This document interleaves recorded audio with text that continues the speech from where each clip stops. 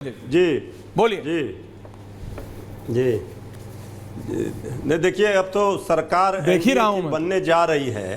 हम माननीय सुधांशु त्रिवेदी जी को इसके लिए बधाई देते हैं, लेकिन ये सरकार की नैया डगमगाती हुई दिखेगी और ये नैया मझधार में डूबेगी, इसकी भी गारंटी है।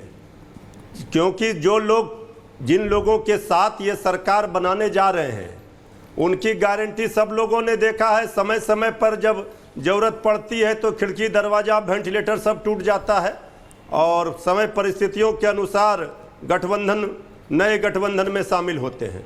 तो हमें पूरा यकीन और विश्वास है कि जनता ने जनादेश दिया आदरणीय प्रधानमंत्री मोदी जी के खिलाफ। आदरणीय प्रधानमंत्री जी जब बनारस में उनका फासला 5 लाख से 1.5 लाख पर आ गया जीते, तो शुरुआती दौर में तो वो पीछे ही चल रहे थे, लेकिन फिर भी वो सरकार बना रहे हैं। हमें मुख्य विपक्ष के रूप में इंडिया गठबंधन मजबूती के साथ जनता ने ताकत दिया है और लोकतंत्र तभी मजबूत होगा और सरकारें तभी काम करेंगी जब विपक्ष मजबूत होगा। तो इस बात को लेकर मजबूत रही है, खुशी महसूस कर रही है कि अब विपक्ष मजबूत है। बहुत बढ़िया। अनुराग भदौरिया, सुधांशु जी आ रहा हूँ, संजय जी को भी लाइए। किसी की नहीं चलेगी। ओके मृत्युंजय जी, मुझे रत्नाकर जी की जगह थोड़ी देर संजय जी को ले। अनुराग जी, मैं तो सुधांशु जी को सुधांशु जी का देखिए, अभी भी वही धर्म की बात कहते हैं। हम धर्म की राजनीति नहीं करते हैं। अरे प्रभु, धर्म के नाम पे राजनीति नहीं कर रहे होते तो प्रभु राम आपको इतना बड़ा सजा थोड़ी देते। आप उन्हीं के नाम पे तो अनुराग जी बोल रहे हैं, गलत कट गया जी।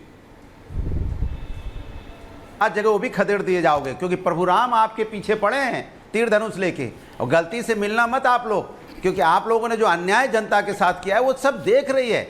आपने कितने कमजोर लोगों के साथ अन्याय किया, कभी आपने सोचा कि उसके बारे में आपने चिंतन किया? अभी भी आप वही बातें कर रहे हैं, धर्म के नाम की राजनीति अभी भी छेड़ना चाहते हैं। मैं आपको बता रहा हूं कि इस देश के अंदर में विकास की राजनीति कीजिए, लोगों की परेशानियों पे बात कीजिए, महंगाई, बेरोजगारी, किसान, महिला समस्या पे बात कीजिए, इतिहास पे बात करना छोड़ दीजिए। आप दूसरों पे दूसरों के सहारे अपनी कमजोरी मत छिपाइए। आप जनता के सामने आइए, कहिए मुझसे गलती हुई है, मैं नहीं कुछ कर पाया, नहीं मदद कर पाया, आगे कुछ हो सकता है, वो हम नहीं कर पाएंगे क्योंकि मेरी फितरत में नहीं है, आदत में नहीं है, हम आपकी मदद नहीं कर पाएंगे। तो आने वाले दिनों में सुधांशु जी, रही बची सीटें जो है ना, बड़ी मुश्किल से जीते हैं आप। आपको याद दिला दें, लखनऊ मात्र 75 हजार से जीते हैं, जहां 3.5 लाख से जीतते थे, बची गए। इसलिए थोड़ा सा ख्याल कर लीजिए और लुटियन जन छोड़ दीजिए। लखनऊ आ जाइए, जनता के हाथ जोड़िए, जनता से कहिए जनता हम आपके बीच में। आप और आपके नेता जो लुटियन जोन में जाके बस गए हैं ना, बीजेपी के सारे नेता, और दूसरों को लुटियन जोन बोलते हो, और जो खान मार्केट और जो आप वहां पे सब लोग मौज ले रहे हो,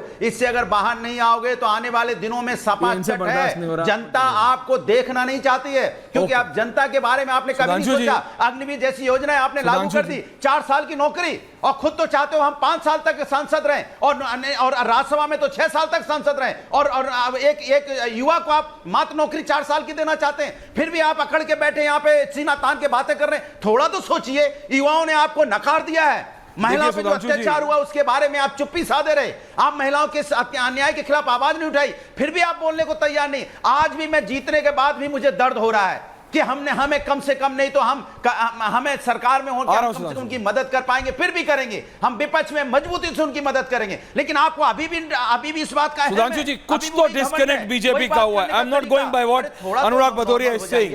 मैं ये नहीं कह रहा हूं, लेकिन सुधांशु जी, कहीं कुछ लेवल पे तो डिस्कनेक्ट हुआ है। क्योंकि सिर्फ अगर एक जगह होता तो मैं कहता चलिए बीजेपी की इंटरनल पॉलिटिक्स हो रही है, कुछ वो बाबा को लेके कुछ हो रहा है, वो जो पूरा चलाया गया विपक्ष के द्वारा, और चलाया गया लाइक हाउ एक संविधान वाला गांव-गांव तक पहुंचा है। सुधांशु जी, मेरा माइक थोड़ा गड़बड़ कर रहा है, हो सकता है खड़खड़ ना कर रहा हो। एक तो ये संविधान वाला कि संविधान बदल देंगे, ये पूरा गांव तक पहुंचाया गया विपक्ष द्वारा। दूसरा, बाबा को बदल देंगे, बाबा पॉपुलर आदमी है यूपी में, ये पहुंचा वहां तक। और उसके बाद लेकिन बंगाल में क्या हुआ? बंगाल में तो बाबा नहीं।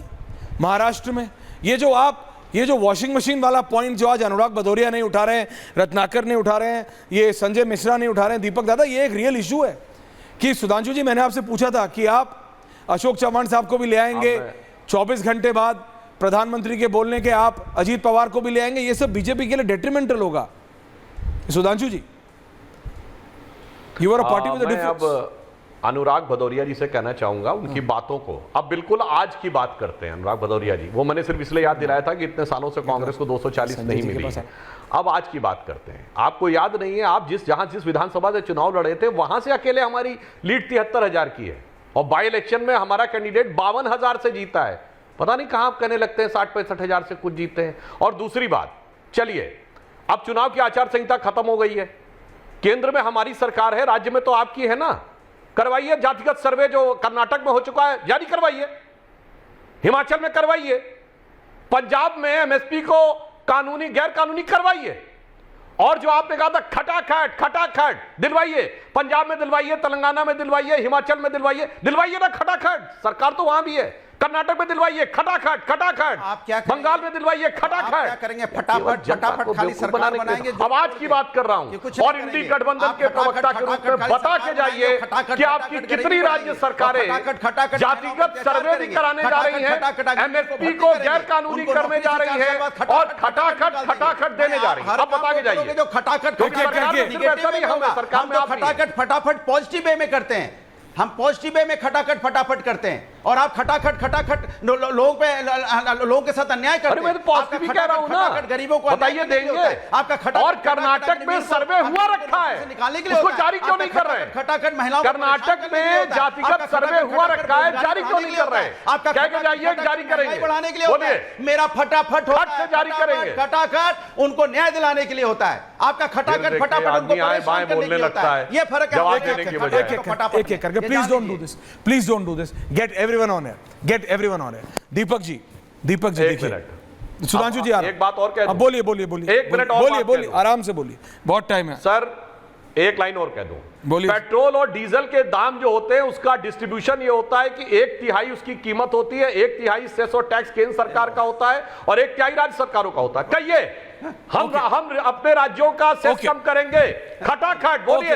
ये खटाखट जो होना था, खटाखट बोलिए ना, एक मिनट सुधांशु जी, अनुराग जी, एक तो मैं जरा रिक्वेस्ट कर रहा हूं अपनी ग्रेट टीम से, अमित शाह राष्ट्रपति भवन पहुंचे, इसको जरा ब्रेक कीजिए नीचे। और 7 तारीख को 5 बजे महामहिम ने नरेंद्र मोदी और NDA, Narendra Modi led NDA को बुलाया है। महामहिम राष्ट्रपति जी ने, द्रौपदी मुर्मू जी ने समय दिया है शाम को 5 बजे का, 7 तारीख को हम ब्रेक करेंगे।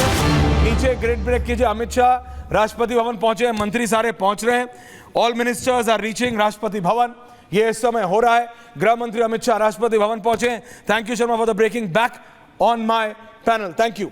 मैं ये कह रहा हूं, सुधांशु जी, दीपक जी, रत्नाकर जी और अनुराग भदौरिया जी, yes thank you, Sanjay ji को मिले।